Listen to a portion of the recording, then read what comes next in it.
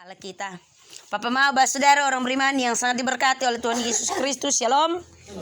Sekali lagi shalom. Tentunya bahwa apa yang kita kerjakan dengan harapan ada hasilnya.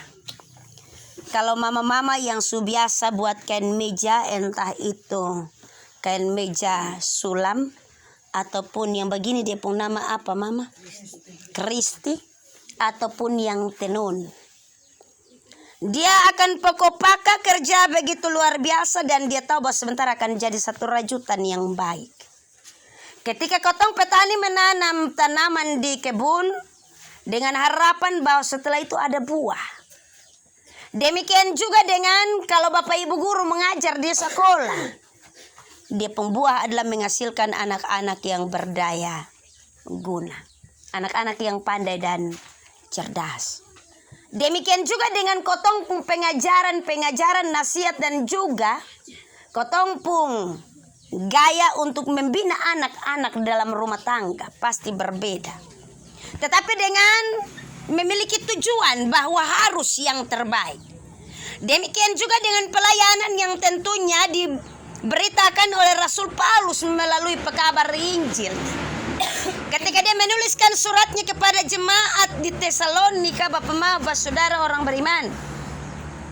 Tentunya kita ketahui bahwa ketika Rasul Paulus menuliskan surat-suratnya kepada jemaat-jemaat, sebagian besar dia menulis suratnya ketika dia ada di dalam penjara di kota Roma.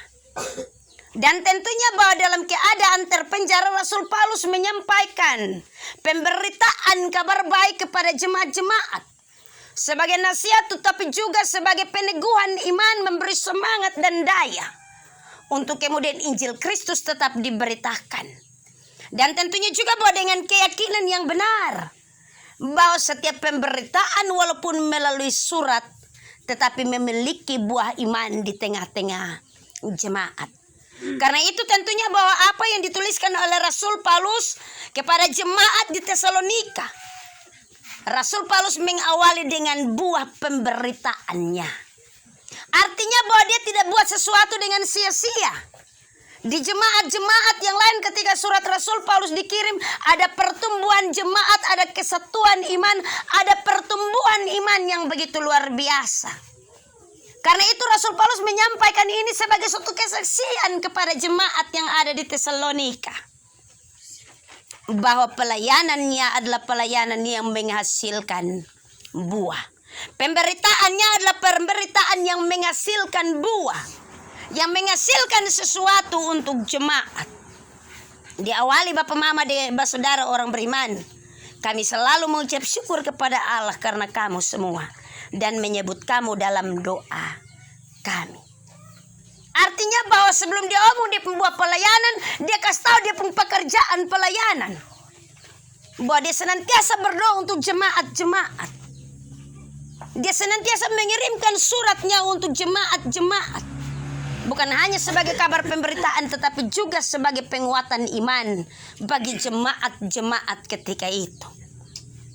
Karena itu hal ini membuat Rasul Paulus mengucap syukur bahwa ternyata jemaat-jemaat yang dia layani, dia tidak sampai ke sana tetapi suratnya sampai ke sana. Dan jemaat-jemaat itu ada di hati Rasul Paulus. Papa Maba, saudara orang beriman yang sangat diberkati oleh Tuhan Yesus Kristus. Kenapa sehingga Rasul Paulus tentunya menyampaikan demikian? Tentunya yang pertama bahwa dia mengingat pekerjaan iman. Pekerjaan iman yang ada di dalam jemaat-jemaat.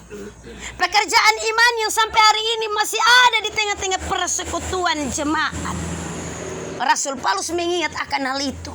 Bahwa ada iman yang besar di tengah-tengah jemaat. Surat ini hanya sebagai penyemangat. Hanya sebagai nasihat. Hanya sebagai dorongan. Tetapi iman terbesar itu ada di tengah-tengah jemaat. Rasul Paulus mengingat iman jemaat di Tesalonika begitu luar biasa. Karena itu dia tetap mengirimkan suratnya kepada jemaat di Tesalonika. Yang kedua, dalam usaha kasihmu. Artinya bahwa di sana bukan hanya orang sekedar mendengar apa yang sudah dituliskan oleh Rasul Paulus. Tetapi tentunya ada tindak lanjut dengan berproses dalam pelayanan di tengah-tengah jemaat. Ada usaha dan karya nyata di dalam persekutuan pelayanan di tengah-tengah jemaat. Karena itu Rasul Paulus mengingatkan kembali jemaat di Tesalonika, beta ingat akan usaha kasihmu. Mengingat akan usaha yang begitu luar biasa. Benar bahwa dia terpenjara, tetapi ada banyak orang di luar sana yang tentunya tetap bersama-sama dengan Rasul Paulus ketika dia mengirimkan suratnya kepada jemaat-jemaat dengan semangat dan usaha untuk tetap pekerjaan pelayanan bagi Kristus dijalankan. Yang berikut Bapak Saudara orang beriman, Rasul Paulus mengingat akan ketekunan pengharapan. Ketekunan ini sama dengan kesetiaan. Ketekunan ini diibaratkan sama seperti kita disodorkan suatu pekerjaan. Walaupun rumit, kita akan berupaya untuk bikin sampai dia selesai. Ketekunan. Tekun di dalamnya ada kesetiaan dan ketaatan. Rasul Paulus mengingat benar bahwa kehidupan jemaat di Tesalonika, mereka tekun di dalam pengharapan akan Kristus. Mereka tekun di dalam pengharapan akan iman. Mereka tekun di dalam pengharapan akan percaya kepada Allah. Karena itu dia menuliskan surat ini dan kemudian mengingatkan kepada jemaat di Tesalonika bahwa di sana tetap ada ketekunan pengharapan kepada Tuhan kita Yesus Kristus. Bapak Saudara orang beriman yang sangat diberkati oleh Tuhan Yesus Kristus, tentunya bahwa dalam hal ini Rasul Paulus secara langsung mau menyampaikan kepada jemaat di Tesalonika, kalau mau untuk itu pelayanan berbuah, kalau mau untuk itu pemberitaan Injil Kristus bertumbuh, maka yang harus tetap dibuat adalah yang pertama, tetap beriman. Yang kedua, tetap bekerja dan berusaha di dalam iman. Yang ketiga, tetap bertekun di dalam pengharapan akan iman kepada Yesus Kristus. Ini 3 hal kepada jemaat di Tesalonika. Tetapi juga 3 hal ini datang kepada kita di tengah-tengah persekutuan dan pergumulan pelayanan jemaat-jemaat. Bagi penatua-penatua, diaken-diaken, rukun dan seluruh jemaat Tuhan, kita semua yang mendapatkan kepercayaan untuk turut mengambil bagian dalam pelayanan. Yang pertama, supaya berbuah, bekerja dengan iman. Yang kedua, supaya berbuah, bekerja dengan berusaha sungguh-sungguh. Yang ketiga, supaya berbuah, bertekun di dalam pengharapan, di dalam iman kepada Yesus Kristus. Papa Mama Saudara orang beriman yang sangat diberkati oleh Tuhan Yesus Kristus, tentunya bahwa dalam hal ini untuk sampai kepada yang Rasul Paulus bilang, buah pemberitaan, maka kita minta pimpinan dan tuntunan Roh Kudus.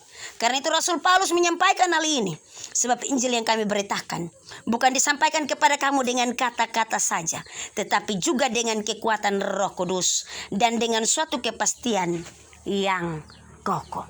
Roh Kudus yang akan menolong, memberikan hikmat, memberikan iman yang teguh, memberikan kesanggupan dalam setiap berproses dalam pelayanan, dalam setiap berproses dalam kehidupan persekutuan berjemaat.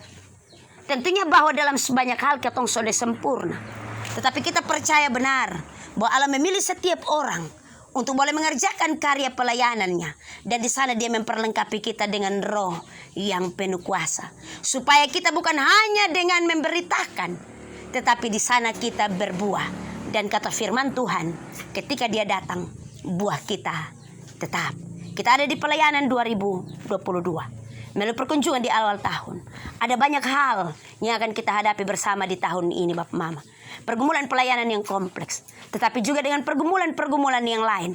Kita diperhadapkan untuk kemudian bergandengan tangan bersama-sama untuk kita menata dan melayani. Sebab dalam iman, usaha dan ketekunan, kita akan berjumpa dengan buah pelayanan pemberitaan Injil Kristus. Tuhan memberkati kita dalam terang firman-Nya. Terpujilah nama Tuhan Allah kita. Amin.